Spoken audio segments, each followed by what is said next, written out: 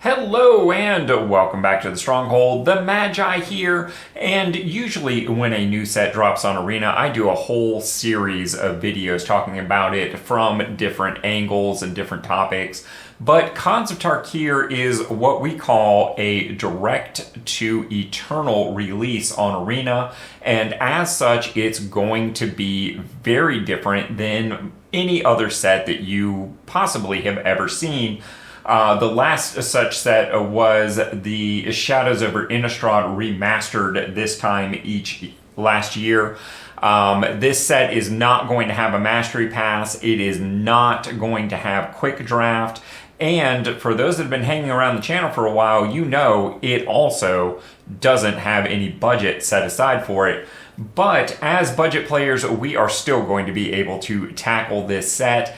And today we are going to be talking about this set from a budget perspective, as well as a limited guide to let you know exactly how to tackle this set as budget players and add this to your collection without any need or worry. But before we get into all that, just a quick reminder that the Stronghold is producing content for you across a number of platforms. And Patreon has recently introduced an option where you can follow our content there without the need for any financial commitment. So even if you aren't ready to support the Stronghold is better positioned to support you. So you never miss out on a thing. Now, what were we talking about? Oh yeah, right. So, like I said in the intro, there's a lot of things that we don't have for this set, like a Mastery Pass, a bunch of free packs that come along with that. No quick draft environment is expected, and we don't budget for this set. And in fact, we can only expect 3, perhaps 4 packs as free-to-play players. What we do have, though, is Premier Draft tokens. I've been talking all year about getting these tokens from your Mastery Passes and from the occasional daily deals and saving them for the future. And this set and the December Direct to Eternal releases are exactly why. Personally, I have about 10 of these tokens on each and every account. That is pretty much the upper limit of what you can expect to get each year, barring things like infinite token glitches and things like that. And, well, I'm going to be using all 10 for this, and I suggest you do the same. Of course, if you haven't planned accordingly for this, no time like the present to start saving up for next year's Direct to Eternal release, which is going to be a Pioneer Masters and another tremendously important set. So now let's say you've done everything right. What can you expect to get out of this set? Well, if you've got 10 draft tokens, that's going to be 10 drafts. If you can average just 2 wins per draft, which is very achievable, you can expect to walk away with about 54 higher rarity cards, nearly 200 uncommons, and about 170 commons, giving you about 42% of the set. Now, let it be said, when there is a standard Premier release, we usually aim for a percentage about double that. So this doesn't look like much until you stop and think about the fact that this set and its release is designed to be inaccessible for free-to-play players. So being able to walk away with 42% with little to no investment other than our time is really quite good. A typical player doing that, following the draft plan, etc., can expect to walk away with 3 to 5 budget deck archetypes, which is actually really convenient because in this particular set, there's only 5. Hey, I get it. You're mostly a standard or alchemy player. You've never even thought about getting involved in any of the Eternal formats. So why should you care about this set? Well, for one thing, it's widely regarded as one of the best limited draft environments ever created in the history of Magic, and it's certainly the highest rated one to ever make its way to Arena. And hey, let's face it, with Murders of Carlo Manor and its introduction of play boosters for limited environment being right around the corner in February, every single budget player out there should have a big interest in improving their draft ability as quickly and as much as possible. And of course, that's not all. This set has a number of very high impact potential cards, but it also has some reprints. Now, because of the nature of this set, most of the cards being older or very early or limited release on Arena, most of them are not going to have a lot of reprint impact for our budget community. The exception, of course, being Monastery Swiftspear. This is why you have not heard me recommend for particularly newer players making sure that you had a play set of this very impactful standard card, because this is now your opportunity to pick those up for free by drafting and opening this set. Again, there are some other reprints, but not anything I think is going to be terribly impactful. But you know what is going to be impactful? That's right, lands. And, well, it doesn't take a genius to know that the allied fetch lands are going to have a tremendous impact on Arena. In fact, so much so that they have been preemptively banned in Historic, and Arena has given us an entire new format to play the allied fetch lands in. But that's a topic for another video.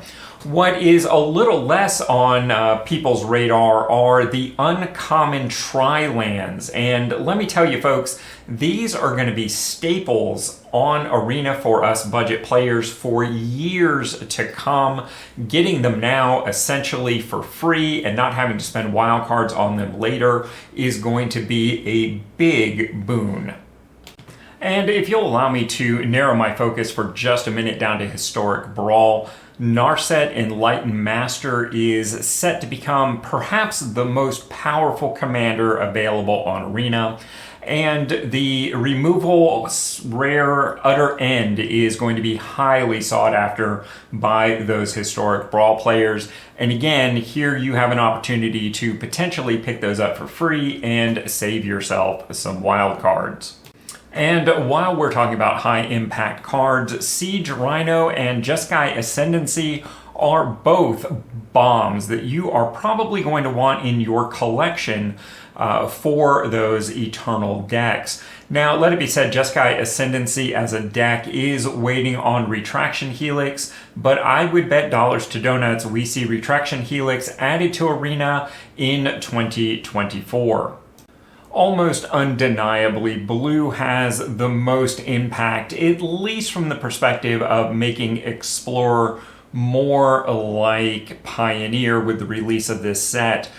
Staples like Dig Through Time, Treasure Cruise, and Stubborn Denial make a number of decks viable, in some cases for the first time, or as we said, more like the Pioneer variants. Things like Is It Phoenix, Lotus Field Combo, as well as Neoform decks all get a massive boost here. Oh, and let's not forget the creativity decks as well. The 5 Charms cycle within the set is also of particular importance as very strong utility uncommons. This also gives me a nice opportunity to start talking about the various draft archetypes. And as is usual in this type of video, I'm going to start with the ones that I don't recommend. The first up being the Jeskai. This is where prowess started, if I remember correctly. But as many of us know from trying to balance this in the past, the idea of a prowess or spells matter deck can be very difficult to balance. The second archetype, which I am forced to not recommend for most players, is the Sultai Delve archetype. This black, green, blue is all about forcing cards into your graveyard to then use that to reduce cost of new permanents and spells and things like that. This one tends to be very much a gamble, particularly in limited, because you have so many fewer cards in your typically 40 card limited deck that forcing them into the graveyard really opens you up to potentially decking yourself and, well, defeating yourself before your opponent ever really had the opportunity to do so. That having been said, I do think Delve as a mechanic has the most potential short term to create a new budget deck in the Eternal formats, picking up commons like Hooting Mandrills or Sultai Scavenger, and uncommon Murderous Cut will go a long way towards facilitating those goals, even if you won't be playing those cards in your draft event. And no surprise, that leaves the 3 archetypes that I do think should be targeted by budget players when they draft this set. The first is Abzan, the white, black, green with its Outlast mechanic. And basically this one is all about +1/+1 counters going on creatures, and creatures becoming better because of those +1/+1 counters, picking up keyword abilities, things like that. This one, of course, synergizes very well with the green-white archetypes that we're seeing in Standard, making this a principal choice when you're looking to make inexpensive budget decks in Eternal. Next up, we've got the Temur Ferocious mechanic, and this one is just archetypically mid-range. You eventually stabilize, get to the point where you're playing creatures bigger than your opponent can deal with, and you just take over the game. And of course, last up is the Mardu with its raid mechanic, which of course is caring about whether you have attacked this turn or not. Creatures will have better come into play abilities if you have already attacked, etc., etc. And this is archetypally aggro at its best. It is just all about playing creatures and turning them sideways. It is by far the fastest of the archetypes. Now, with all of this tricolor craziness going on, even at lower rarities, one might think this is a very difficult set to draft, but as I told you before, it's actually one of the best sets ever, and part of what bridges that gap is the Morph Mechanic. You're going to see this mostly on commons. In fact, there's a whole cycle of tricolor common creatures that have this Morph ability, which allows you to pay a 3 mana cost and play the creature face down as a 2/2 creature. So the creature might have a 6 mana casting cost, but it can come down on turn 3 and give you some board presence. Then later, once your mana has developed, you can pay the morph cost and flip it over, oftentimes giving you a triggered effect along the way. This is really a strong part of what makes this set work and be so versatile. Ironically, when it comes to colorless low rarity items, this set really leaves a lot to be desired. The outliers on that being the banner cycle that allows you to tap a 3 mana rock for one of your 3 colors of mana. Alternatively, you can also pay one of each of your 3 colors, tap it, and sacrifice it to draw a card. The other uncommon artifact equipment that tends to make a splash in Limited is the Heartpiercer Bow for 2. Whenever equipped creature attacks, Heartpiercer Bow deals 1 damage to target creature defending player controls. It equips for 1 and otherwise provides no bonus, but this is very good for killing off small creatures, particularly in the Abzan clan. Oh, and while we've touched on mana fixing, of course, we've talked about a variety of lands, but this set also has the full 10 cycle of the gain lands that we are all so familiar with in Standard right now. All right, so in summary, this is a set I don't think you should allow yourself to pass by.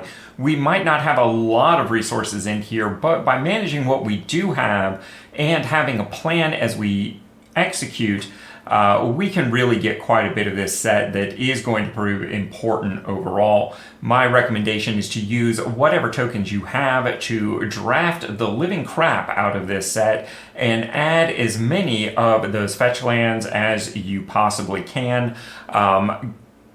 Picking up some budget decks along the way is going to be nice as well. And hey, before we go, I just wanted to take a moment and thank my patrons for 6 months of support. Believe me, as a content creator at my level, every little bit helps. I also wanted to take this opportunity to welcome the plethora of people who have signed up for free access over the last month. And if you haven't done so, you might want to consider doing that. More of my content is going to be migrating over to Patreon, but nothing is shifting behind a paywall at this time, because even if you're not prepared to support the Stronghold wants to be better prepared to support you. And as always, take a moment to like, comment, subscribe, or share this content, because that helps way more than you know. And of course, we have some suggestions here on the next videos that you're going to want to check out.